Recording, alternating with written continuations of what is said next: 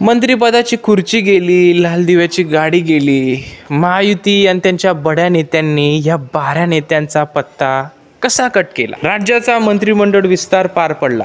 महाराष्ट्रातून तब्बल 39 आमदारांनी इथं मंत्रिपदाची शपथ घेतली. महाराष्ट्रात अनेक नवीन चेहऱ्यांना संधी मिळाली. मात्र त्यातल्या त्यात मोठा धक्कातंत्र वापरण्यात आला आणि धक्कातंत्र वापरलाय तो महायुतीने, कारण त्यांनी तब्बल जवळपास 12 नेत्यांचं, 12 माजी मंत्र्यांचं तिकीट कापलं. आणि यात कोणाकोणाची नावं आहेत. भाजपने 20 मंत्रिपदांना मान्यता दिली, त्याबद्दल शिवसेनेने 11 लोकांना शपथ घ्यायला लावली. तर त्यासोबत अजित पवार यांच्याकडून तब्बल 9 नेत्यांनी शपथ घेतली. पण महाराष्ट्रात कोणाचा पत्ता कट झाला, नेमका कोणाचा गेम झाला?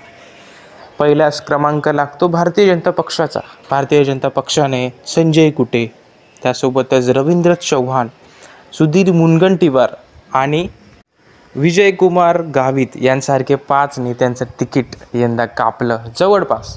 आणि आता यंदा धक्कातंत्र जो वापरला तो अजित पवारांनी, सगळ्यात मोठा.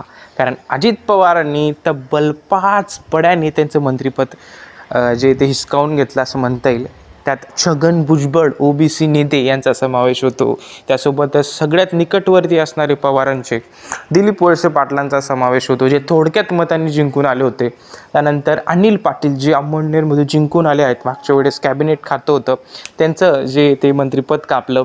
त्यासोबतच बाबा आत्रम यांचं मंत्रिपद गेलं आणि संजय बनसोडे यांचंसुद्धा मंत्रिपद इथं गेलं. म्हणजे अजित पवारांनी तब्बल फक्त तटकरे, मुंडे, हसन मुश्रीफ यांसारखेच नेत्यांना पुन्हा पदभार दिला. मात्र शिंदेसुद्धा गटामधून, शिंदे शिवसेनेमधून सुद्धा 3 मोठ्या मंत्र्यांचं तिकीट कापलं गेलं. वारं आधीच होतं आणि त्यांचं मंत्रिपद त्यात गेलं. पहिलं नाव अब्दुल सत्तारांचं येतं, सिल्लोडमधून जिंकून आलेत ते, थोडक्या मतांनी जिंकलेत, मात्र मंत्रिपद इथून गेलेले हातातून. त्यासोबतच एक मोठं नाव दीपक केसरकरांचं, ज्यांना जॅकपॉट लागला होता मागच्या सरकारमध्ये, मात्र यंदा मंत्रिपद हातातून गेलेलं आहे पूर्णत्व. शेवटचं नाव ते म्हणजे तानाजी सावंत यांचं. 3 मंत्रिपदं शिवसेनेने कापली, त्यात तानाजी सावंतांचा सुद्धा नंबर होता. बाकी नवीन चेहऱ्यांना संधी देण्यात आली. गोगावले असतील, शिरसाट असतील, गुलाबराव पाटलांना, उदय सामंत यांना परत पुन्हा संधी मिळाली. मात्र हे नेते आता यांना चिंतन करावं लागेल, मनन करावं लागेल आणि ह्या नेत्यांचं पुनर्वसन कसं केलं जाईल हे आता पक्षश्रेष्ठींना सांगावं लागेल. काय होतंय पुढं, आता ही नाराजी नाट्य कसं दूर करतायत महायुती हे बघावं लागेल.